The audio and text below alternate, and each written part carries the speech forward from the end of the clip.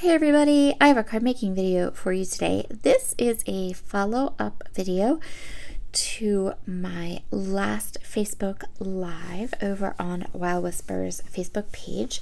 So in the live, I made some 6x6 pattern papers using some stamps, and now I'm going to go ahead and we're going to use 2 of the 4 pattern papers that I made to create a couple of cards.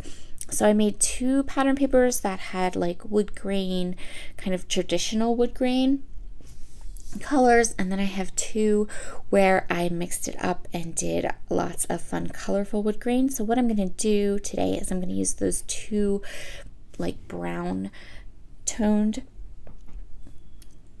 papers and create 2 different cards, and then in 2 weeks for my next Wild Whisper video I'm gonna use the 2 6x6 colorful patterns that I created and make 2 colorful cards with those. The panel on my first card was created using the Stump stamp set, and I'm going to go ahead and use the brush letter alphabet, and I'm going to do some heat embossing, and I'm just going to do a very simple heat embossing with to add my sentiment, which is just going to be hello. This is just going to be a really kind of simple, easy card. So I'm going to use my Misty, and that's going to help me to get all of the letters in place correctly. These letters have to overlap a little bit, and I also want to be able to kind of see how they're going to overlap. So what I'm going to do is I'm actually going to stamp this card 1 letter at a time. So I'm going to do the H. I'm going to heat emboss it with my favorite white embossing powder.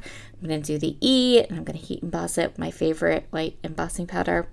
This was a little bit time consuming, but 100% worth it because I really wanted this to look real like nice and scripty. So I went ahead and stamped out my scripty hello. I placed it in the bottom left portion of my card front so that I could add some sparkle and some sequins and keep the card pretty simple for this card. The next one's a little more involved for sure. Here is the O in our hello, and we are all finished. This turned out so pretty, but I really want that hello to pop just a little bit more. I'm going to wipe it with the coffee filter. This is going to get rid of any of that excess embossing ink or embossing powder on the card, make it nice and smooth. And then next I'm going to darken up the background behind my heat embossing just with some vintage photo distress oxide ink. Once I have it darkened up, I'm going to take a baby wipe and lightly wipe the baby wipe over the hello to make it pop again. And this is just going to give a little bit more contrast with the background and the white embossing we've done. I'm going to do a little bit of a heavy-handed splatter onto my card with my favorite shimmer mist, and I'm going to show you here how that looks. And then I'm going to finish this card off with some pretty sequins from Spiegel Mom Scraps. This is the calico print sequin mix that I designed, and all the products I used for today's cards will be linked in the description box. So the cardstock I used, the stamps from Wild Whisper, the sequins, the splatters, all those things will be in the comments down below. And there will also be a discount code to the Wild Whisper shop that you can use to grab any of these stamps you might like. So the next pattern paper that I did in the Facebook Live that I'm going to work with today uses the birch bark stamp set. And I'm going to do pretty much the same thing for both of these cards in that I created a card base and then I'm going to mat these patterns. So the card base, a standard A2 size card, is 4 1/4 by 5 1/2, and then I'm going to layer another piece of heavy white cardstock that is 4 by 5 1/4, and then these pattern papers are 3 3/4 by 5 inches, and I like that look, so that was what I'm going with. I'm trimming the pattern paper down, and then I'm going to come back in with the Vintage Photo Distress Oxide ink and ink the edges.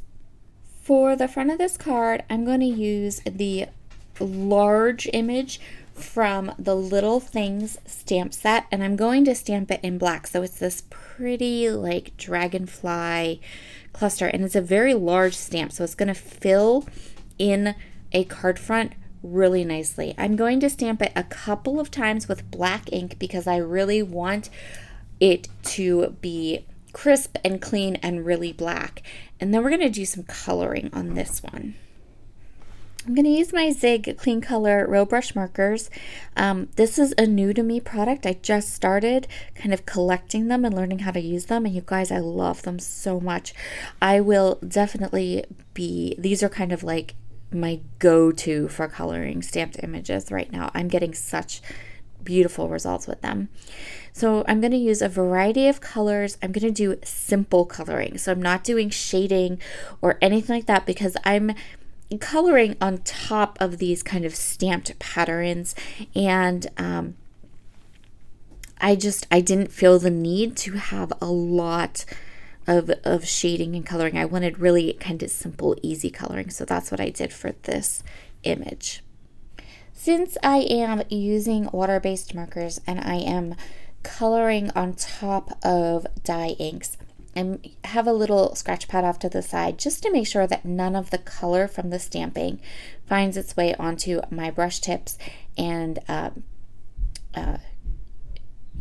I'm going to have problems next time I use those brush tips to color. So I'm just making sure that I'm cleaning each of the brush tips before I put them away again. I'm going to go ahead and use that shimmer mist and again kind of liberally splatter all over this card. I just love this shimmer mist from Brutus Monroe. It's like, it gives it that like kind of mixed media, sparkly, lovely look to it, and I just love it. So I'm liberally splattering that this card with the shimmer mist, and then that's where we're going to call this one done. I'm not going to add anything more to this card front. I'm just going to put the card together. Now that I have these all done and I've given them both a little bit of dry time, I'm going to put the cards together. So I have my card base, and then I'm going to just add a layer of the white cardstock, and the Hello card, I'm going to pop it up using some foam adhesive from Spiegelbaum Scraps to add some height. The Dragonfly card I'm going to leave flat right onto the card base, but still add that white card frame just for a little bit of interest. I really like that look. It makes the card look clean and just very well put together. So that's what I'm going to do for the second card, just the white cardstock, and then instead of the foam tape, I'm just going to adhere it right to the card base. I'm just making sure everything's nice and even, and that's what we're going to call these cards all done. If you want to see how I made these background papers, I will leave the a link to the Facebook Live in the description box. And yes, I love how they turned out. I think they turned out so, so, so cute. I hope you all have a wonderful day, and I will talk to you again very soon. Bye.